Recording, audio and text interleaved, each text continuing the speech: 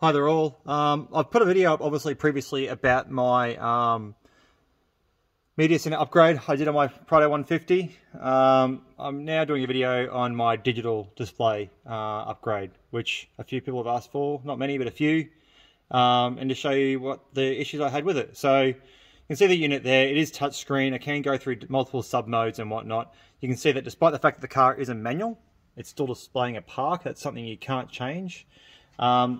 Obviously the car usually comes with this bezel and this original instrument cluster.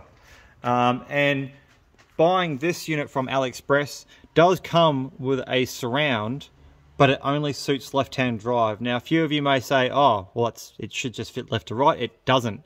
There's a few differences between the switches here, and the actual shape is slightly larger on the inside than it is on the outside of the cluster, so you can't use the supplied surround they give you. What you can do though is cut it down. So I've cut the original down that they supply with the unit, and you can see there's a small gap there on both sides.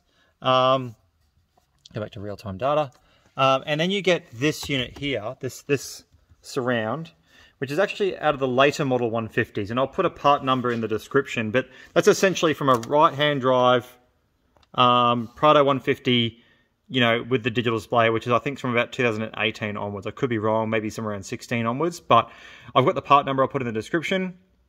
Then you cut the surround supplied with the unit, and then it can fit in with, you know, your knobs and everything that works, including your temperature sensor over there as well. The other issue you find is that the wiring between a US model and an Australian model is not the same. So it took me a long time to investigate, but there is one wire that is connected to these dash displays that is not required, and actually throws a bunch of other issues with the instrument panel. I'll try and see if I can remember or find out what wire that was and put it in the description. Yeah, that one wire can throw. Yeah, the unit will work, but there's just some issues with it. You'll have some, additional warning lights on here that aren't true. If you do get one and plug it in and manage to do this dash, install, swap, and everything, you'll probably have some additional warning lights that aren't realistic. That's essentially the unit. Going from this original setup to a full digital display. I will also add that the display is really bright, even on the dimmest setting. So what I've done is I've got a bit of a really thin, I think, perspex, and I've got a local tinting mob to tint that perspex, so I didn't have to actually tint the display. The tint doesn't really stick well to perspex, so there's any chance, I suppose, it could lift. It hasn't, which has been really great.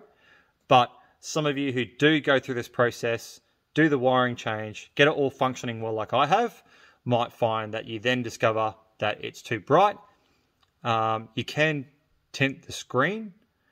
My perspex just actually is cut, so it just clips in, so I can remove it at any stage.